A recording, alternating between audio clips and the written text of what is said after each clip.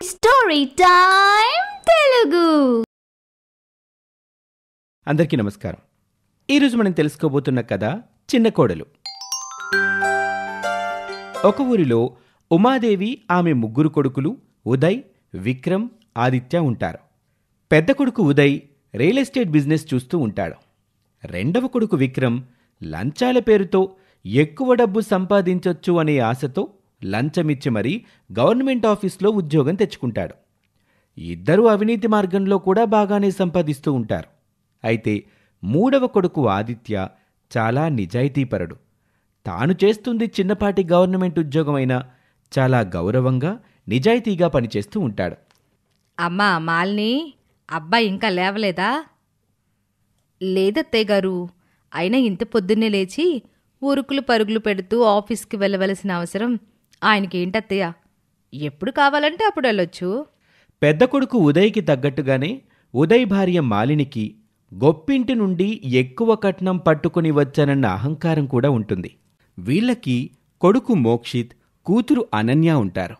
అవునమ్మా, వాడికేంటి, వాడి తెలివితేటలతో సొంతంగా బిజినెస్ చేసుకుంటున్నాడు. ఈలోగా రెండవ కొడుకు విక్రమ్, అతని భార్య రాగిని కూడా హాల్లోకి వస్తారు. రాగిని కూడా పెద్దింటి నుంచి వచ్చిన అమ్మాయే. వీళ్లకి ఒక్కడే కొడుకు, పేరు రోషన్. ఏంటి విక్రమ్, అప్పుడే ఆఫీస్కి బయలుదేరావా? ఇంకా లేదమ్మా, నీకు తెలిసిందే కదా, గవర్నమెంట్ ఆఫీసర్ని, ఎప్పుడు వెళ్ళినా నన్నడిగేవాళ్ళెవరు అంటూ సోఫాలో కూర్చొని పేపర్ చదువుకుంటూ ఉంటాడు విక్రమ్. ఇంతలో ఆఫీస్కి వెళ్ళటానికి రెడీ అయి హాల్లోకి వస్తాడు ఆదిత్య. అమ్మా, నేను ఆఫీస్కి వెళ్ళొస్తాను. వంటగది నుండి క్యారేజీ తీసుకుని కొడుక్కిస్తుంది ఉమాదేవి. ఏంట్రా ఆదిత్య, మీ అన్నయ్యలిద్దరిని చూడు ఎంత పెద్ద పొజిషన్లో ఉన్నారో. నువ్వు చూస్తే ఆ చిన్నపాటి గవర్నమెంట్ జాబ్లోనే ఉండిపోయావు. ఏదైనా లంచం ఇచ్చైనా ఉద్యోగంలో ప్రమోషన్ వచ్చేలా చూసుకోవచ్చు కదరా. రేపొద్దున మీ అన్నయ్యలకు వచ్చినట్టు బోలెడు కట్నం తీసుకుని గొప్పింటమ్మాయి నీకు భార్యగా రావాలి కదా. అమ్మా, లంచాలు ఇవ్వటం, లంచాలు తీసుకోవటం చట్టరీత్యా నేరం. గవర్నమెంటు నా సర్వీస్కి తగ్గ శాలరీ ఇస్తుంది. దయచేసి అర్థం చేసుకోమ్మా. ఇంతకు ముందు కూడా చెప్పాను, ఈ విషయంలో నా నిర్ణయం ఇంతే, ఇక మారదు అని. ఇక నా పెళ్లి విషయం అంటావా? నాకు కట్న కానుకలతో పనిలేదు. నన్నుగా ఇష్టపడే ఒక పేదింటి అమ్మాయినైనా సరే నేను పెళ్లి చేసుకుంటాను. అక్కడే సోఫాలో కూర్చున్న విక్రమ్, ఒరే తమ్ముడు, నువ్విలా నీతి నిజాయితీలను పట్టుకొని వేలాడుతూ ఉంటే లైఫ్లో ఎదగలేవు, గుర్తుపెట్టుకో. ఎదగడం అంటే మీ దృష్టిలో డబ్బులు సంపాదించటం, కానీ నా దృష్టిలో విలువలు సంపాదించటం అనయ్యా. ఆ విలువలు కూడుబెట్టవు, గుర్తుపెట్టుకో. పర్వాలేదన్నయ్యా, ఒకవేళ అలాంటి పరిస్థితే వస్తే నిజాయితీగా కూలి పని చేసుకొనైనా బ్రతుకుతాను, కానీ లంచం మాత్రం తీసుకోను. ఇప్పుడు నీతులు చెప్పినంత ఈజీ కాదురా, పెళ్ళయ్యాక కూడా ఇలాగే ఉండటం. అన్నయ్య, నేను ఇప్పుడు ఎప్పుడు ఇలాగే ఉంటాను, నాలాగే ఉంటాను. నువ్వుంటావురా, కానీ నీ భార్య ఉండనివ్వాలి కదా. నాలాంటి భావజాలం, అభిరుచి ఉన్న అమ్మాయినే చూసి పెళ్లి చేసుకుంటానన్నయ్య. ఈ రోజుల్లో అలాంటి అమ్మాయి భూతద్దం వేసి వెతికినా దొరకదు. Best of luck. ఇక ఆదిత్య ఆఫీస్కి వెళ్ళిపోతాడు. మరోవైపు పక్కనే ఉన్న పల్లెటూరులో సావిత్రమ్మ, ఆమె కూతురు ధరణి అనే తల్లి కూతుళ్ళు ఉంటారు. ధరణికి చిన్నప్పుడే తండ్రి చనిపోవటంతో ఇంటర్లోనే చదువు ఆపేస్తుంది. తల్లికి ఆసరాగా ఉండాలని పక్క సిటీలో ఉన్న ఒక చిన్న టెక్స్టైల్ కంపెనీలో టైలరింగ్ చేస్తూ ఉంటుంది. ఒకరోజు ధరణి పని ముగించుకొని కంపెనీ నుండి బయలుదేరటానికి లేట్ అవుతుంది.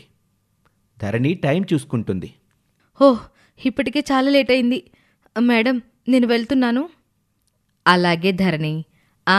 అన్నట్టు మనం డెలివరీ ఇవ్వాల్సిన డ్రెస్సెస్ త్వరగా స్టిచ్చింగ్ కంప్లీట్ చేసేస్తే వెంటనే మార్కెటింగ్ డిపార్ట్మెంట్కి పంపిస్తాను. ఇప్పటికే చాలా లేట్ అయ్యింది. అలాగే మేడం, రేపు ఇచ్చేస్తాను. వస్తాను. అప్పటికే బాగా చీకటి పడిపోతుంది. ధరణి టెన్షన్తో గబగబా నడుచుకుంటూ బస్టాండ్కి వస్తుంది. బస్టాండ్లో ధరణి, మరో పెద్దాయన తప్ప ఇంకెవ్వరూ ఉండరు. బాబాయ్ గారు, గోవిందాపురం వెళ్ళే లాస్ట్ బస్ వెళ్ళిపోయిందా? అయ్యో, ఇప్పుడే వెళ్ళిపోయిందమ్మా. అలాగా. ఇక చేసేదేముంది, ధైర్యం తెచ్చుకొని నడుచుకుంటూ వెళ్ళడమే అని అనుకొని మనసులో ధరణి శ్రీ ఆంజనేయ, శ్రీ ఆంజనేయ, శ్రీ అని ఆంజనేయ, అనుకుంటూ శ్రీ ఆంజనేయ, నడుచుకుంటూ శ్రీ వాళ్ళ ఆంజనేయ, ఊరు వైపు శ్రీ వెళ్తూ ఉంటుంది. ఆంజనేయ. ఆ రోజు ఆఫీస్ నుండి వస్తూ ఫ్రెండ్ను కలిసి రావటంతో ఆదిత్య కూడా అదే టైంలో ఇంటికి వస్తూ ఉంటాడు. శ్రీ ఆంజనేయ, ఒంటరిగా ధరణి శ్రీ ఆంజనేయ. నడుచుకుంటూ వెళ్తూ ఉండటం చూసి బైక్ ఆపుతాడు. ఈ టైంలో ఒంటరిగా వెళ్తున్నారు, మీరే ఊరికి వెళ్ళాలి? అది మీకెందుకు? మీ పని మీరు చూసుకోండి. నేను డ్రాప్ చేస్తాను రండి. అక్కర్లేదు. చూడండి, ఈ టైంలో ఒంటరిగా వెళ్ళటం అంత మంచిది కాదు. మీరు పరిచయం లేని మనిషిని నమ్మకపోవటం, భయపడ్డంలో తప్పులేదు. కానీ నా గురించి మీరు తప్పుగా అర్థం చేసుకోకండి. ఈ ఊర్లోని గవర్నమెంట్ ఆఫీస్లో నేను పనిచేస్తున్నాను. నా పేరు ఆదిత్య. ఇదిగోండి నా ఐడి కార్డ్ అని కార్డు చూపించటంతో ఇప్పుడు తానున్న పరిస్థితిలో వేరే దారి లేక అతన్ని నమ్ముతుంది ధరణి. మిమ్మల్ని అనుమానించినందుకు సారీ అండి. కొత్త వాళ్ళని తొందరగా నమ్మలేం కదా, అందులోనూ ఈ పరిస్థితిలో. No problem, I can understand. రండి, బైక్ ఎక్కండి. ధరణి బైక్పై ఎక్కిన తర్వాత, నా పేరు ధరణి, మాది పక్కనే ఉన్న గోవిందాపురం. అలాగా, మాది మీ ఊరు ముందున్న రేపల్లె గ్రామం. అవును, మీరు జాబ్కి వెళ్ళి వస్తున్నారా? అవునండి, గవర్నమెంట్ కంపెనీలో పనిచేస్తున్నాను. ఓ అలాగా. ఏవండి, మీ ఊరొచ్చేసింది. ఇక్కడి నుంచి నేను నడుచుకుంటూ వెళ్తానులేండి. అయ్యో పర్వాలేదు, మీ ఇంటి వరకు డ్రాప్ చేస్తాను. మీ సహాయానికి థ్యాంక్స్ అండి. ఇక ధరణి వాళ్ళ ఇంటికి చేరుకుంటారు. అప్పటికే గుమ్మం దగ్గర ధరణి కోసం ఎదురు చూస్తూ ఉంటుంది సావిత్రమ్మ. నువ్వింకా రాలేదని ఇందాకడి నుంచి ఎంత కంగారు పడుతున్నానో తెలుసా ధరణి? లాస్ట్ బస్ మిస్ అయిందమ్మా, అందుకే లేట్ అయింది. అప్పుడు ఈయనే దేవుళ్ళా వచ్చి లిఫ్ట్ ఇచ్చారు. చాలా కృతజ్ఞతలు బాబు. లోపలికి రా. అయ్యో పర్వాలేదండి, ఇప్పటికే లేట్ అయింది, నేను వెళ్తాను. ఒకరోజు మాలిని తన భర్త ఉదయ్తో ఇలా అంటుంది. ఏవండి, మిమ్మల్ని ఒక మాట అడుగుతాను, ఏమీ అనుకోరు కదా? నువ్వు నా భార్యవి, నన్నేమైనా అడగొచ్చు. అయినా నేను ఏదో ఎందుకు అనుకుంటాను, అడుగు. మీ పెద్ద తమ్ముడికి ఆ ఆఫీసర్ ఉద్యోగం రావడానికి లంచం ఇవ్వడానికి డబ్బులు మీరే సర్దుబాటు చేశారని తెలిసింది. ఓ అదా, ఆ డబ్బుల గురించి భయపడాల్సిన పనిలేదు, నిదానంగా ఇస్తానన్నాడు. చెప్పాడనుకోండి, కానీ ఈ రోజుల్లో ఒట్టి నోటి మాటలకి నమ్మకం లేదు, చేతి రాతలే నమ్మకం. అందుకని ప్రామిసరీ నోట్ రాయించుకోండి. అవును, నువ్వు చెప్పింది కూడా కరెక్టే, అలాగే చేస్తాను. మీరు బిజినెస్ స్టార్ట్ చేసినప్పటి నుండి ఇంటి ఖర్చులన్నిటికీ మీరే ఎక్కువగా డబ్బులు ఇస్తున్నారంట కదా, మీ అమ్మ చెప్పింది. నాకైతే నా సంపాదన మొత్తం దాచుకోవాలనే ఉంది, కానీ అందుకు దారి దొరికి చావటం లేదే. అయినా ఎవరికీ తెలియకుండా కొంత డబ్బు దాచిపెడుతూనే ఉన్నాననుకో. దానికి నా దగ్గర ఒక ఉపాయం ఉంది. అవునా, ఏంటది? మనం వేరే కాపురం పెడదాం. ఆ ఆలోచన నాకు ఉంది, కానీ మొగుడికి చెప్పుడు మాటలు చెప్పి వేరే కాపురం పెట్టించిందని నిన్ను, అవకాశం దొరకగానే తన స్వార్థం చూసుకొని వెళ్ళిపోయాడని నన్ను, నలుగురు ఏమైనా అనుకుంటారేమోనని ఆలోచిస్తున్నాను. నలుగురు గురించి ఆలోచిస్తే మన జీవితాలు బాగుపడేదిప్పుడు. వాళ్ళేమైనా మనల్ని పోషిస్తున్నారా, మనకి సంపాదించి పెడుతున్నారా? దీపం ఉన్నప్పుడే ఇల్లు చక్కబెట్టుకోవాలండి. నిజమే, కానీ చిన్నోడికా ఇంకా పెళ్లి కాలేదు కదా, ఇప్పుడే వేరు కాపురం పెడితే బాగోదు.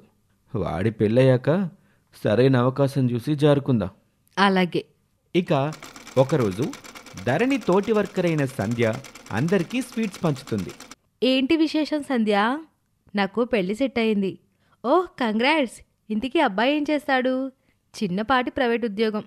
పర్వాలేదులే, ఇబ్బంది లేదు. కట్నం లేకుండానా? ఆ మాటలకి సంధ్య పక్కుమని నవ్వుతుంది.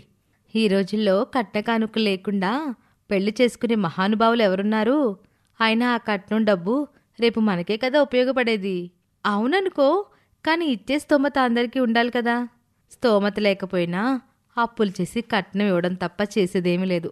మన సమాజంలో కట్నం ఇవ్వడం తీసుకోవడం తప్పని ఈ రోజుల్లో అనుకునేవారే లేరు. వీళ్ల మాటలు వింటున్న వాళ్ళ కంపెనీ మేనేజర్ అయిన సునంద, మరి నీ పెళ్లి భోజనాలు ఎప్పుడు పెడతావు ధరణి? అది నా చేతిలో లేదు మేడం, దేనికైనా టైం రావాలి కదా. రాగిని బీరువాలో బట్టలు సర్దుకుంటూ ఉండగా ఒక ప్రామిసరీ నోట్ కనిపిస్తుంది. ఏవండి, ఏమిటి ప్రామిసరీ నోట్? ఓ అదా, మన పెళ్లికి ముందు మా అన్నయ్య దగ్గర 10 లక్షలు తీసుకున్నానులే. అంత అవసరం మీకేం వచ్చింది? ఆ డబ్బుతో సైట్ కొన్నాను. నిజంగానా? ఏ ఏరియాలో కొన్నారు? పక్కనే ఉన్న సిటీలో. బయట తీసుకుంటే వడ్డీ ఇవ్వాలి, అదే మా వాడికైతే వడ్డీ ఇవ్వాల్సిన అవసరం లేదు కదా, ఊరికే గుర్తు కోసమే ఈ ప్రామిసరీ నోటు. మీది మామూలు తెలివి కాదు. ఈ విషయం మా ఇంట్లో వాళ్ళెవరికీ తెలీదు, నువ్వు కూడా ఎవరితోనూ అనకు. ఓ అలాగే. ఓ రోజు ధరణి ఇంటికి వచ్చే సమయానికి సావిత్రమ్మ దిగాలుగా కూర్చుని ఉంటుంది. అది గమనిస్తుంది ధరణి. ఏమైందమ్మా అలా దిగాలుగా ఉన్నావు? ఒంట్లో బాగోలేదా? అబ్బే అదేమీ లేదమ్మా. మనకున్న ఎకరం పొలంలో అప్పో సొప్పు చేసి పెట్టుబడి పెట్టి మరీ పంట వేశాను. కానీ పంట చేతికొచ్చే సమయానికి మొన్న వర్షాలకి పొలం మునిగిపోయి పంట మొత్తం పాడైపోయింది. పంట అమ్మగా వచ్చిన డబ్బుతో అప్పు తీర్చి కొంత నీ పెళ్లి కోసం కూడబెడదాం అనుకున్నాను. పోనీ కనీసం గవర్నమెంట్ వాళ్ళు నష్టపరిహారం ఇస్తానని చెప్పారు కదా అనుకున్నాను. కానీ ఆఫీస్కి వెళ్తే ఎవరో పట్టించుకోవడం లేదు. అందుకే ఈ పొలం పైన అంత పెట్టుబడి పెట్టొద్దు, ఇవేమి మనకొద్దమ్మా అని చెప్పాను. ఏదో నేను సంపాదిస్తున్నాను కదా, పొలం కౌలుకిచ్చేసి ఒక ముద్ద తిని ప్రశాంతంగా కూర్చోక నీకెందుకమ్మా ఇవన్నీ? ఈడొచ్చిన కూతుర్ని కళ్ళ ముందు పెట్టుకొని ప్రశాంతంగా ఏ తల్లికి నిద్ర పడుతుందమ్మా? ఏదో నాకు చేతనైనంతలో కాస్తో కోస్తో కూడబెట్టి నీకు పెళ్లి చేద్దామనుకున్నా. ఇప్పుడు కనీసం ఆ నష్టపరిహారం కూడా వచ్చేలా కనిపించడం లేదు అంటూ సావిత్రమ్మ బాధపడుతుంది. ఆ మాటలు విన్న ధరణికి ఆదిత్య గుర్తుకొస్తాడు. అమ్మా, ఆ రోజు నన్ను ఇంటి దగ్గర దిగబెట్టిన ఆదిత్య గారు మండల రెవెన్యూ ఆఫీసులోనే పనిచేస్తున్నారు. ఆయన్ని కలిస్తే మన పని అయిపోతుంది. రేపు నేను వెళ్ళి మాట్లాడతానులే అని మరుసటి రోజు వెళ్ళి ఆదిత్యను కలిసి విషయం చెప్తుంది ధరణి. డోంట్ వరీ ధరణి గారు, నేను చూసుకుంటానుగా. మీ పొలం పాస్బుక్ ఇలా ఇవ్వండి, 2 రోజుల్లో మీ పని పూర్తవుతుంది. పనయ్యాక పాస్బుక్ ఇంటికి తెచ్చి ఇస్తాను. అయ్యో మీకెందుకండి శ్రమ, నేను వస్తానులే. పర్వాలేదండి, నేను తెచ్చిస్తానుగా. మళ్ళీ మీరు రావటం దేనికి? అలాగేనండి, చాలా థ్యాంక్స్. వెల్కమ్ ధరణి గారు. ధరణి వెళ్ళిపోతుంది. ఏమిట్రా చిన్నోడా, పెళ్లి విషయంలో నీ నిర్ణయం ఇక మార్చుకోవా? చెప్పాను కదమ్మా, మార్చుకోనని. సరే, నీ ఇష్ట ప్రకారమే పెళ్లి చేసుకో. వయసు దాటిపోతున్నా కొడుకు పెళ్లి చేసుకోకుండా ఉంటే ఏ తల్లి సంతోషంగా ఉంటుంది? థ్యాంక్స్ అమ్మా అని చెప్పి వెళ్ళిపోతాడు ఆదిత్య. ఇదేంటత్తయ్య గారు, పైసా కట్నం కూడా తీసుకురాకుండా గతిలేని పేదింటి దానికి మాతో పాటు సమానంగా ఈ ఇంటికి కోడలి హోదానా? మరేం చేయనమ్మా, నాకు మాత్రం ఇష్టం ఉందనుకున్నావా? ససేమి రవ్వొద్దని పట్టుబట్టి కూర్చున్నాను. కాని వాడు నాకంటే ఎక్కువ పట్టుబట్టి కూర్చున్నాడు. ఇక తప్పేది లేదు. చూడండి అత్తయ్య గారు, ఇంటి ఖర్చు మొత్తం ఉమ్మడి మీద జరుగుతుంది. వచ్చిన సంపాదన కూడా ఉమ్మడిగా కూడబెడుతున్నాం. మరి అలాంటప్పుడు మేమిద్దరం బోలెడంత కట్నం తెచ్చి చిన్న కోడలు మాత్రం పైసా కట్నం తీసుకురాకుండా వస్తే ఎలా కుదురుతుంది? ఆ అమ్మ కోడల్లారా, నా మొహం చూసి ఎలాగోలా సర్దుకు పొండమ్మా. లేకపోతే వాడు ఈ జన్మలో పెళ్లి చేసుకునేలా లేడు. సరే, మీ మొహం చూసి ఒప్పుకుంటున్నాం అత్తయ్యగారు. కానీ ఒక మాట, పెళ్లి చూపులకి మాత్రం మేము రాము. మాకు నామోషిగా ఉంటుంది. కావాలంటే పెళ్లికి వెళ్ళి అక్షింతలు వేద్దాం అంతే. సరేనమ్మా.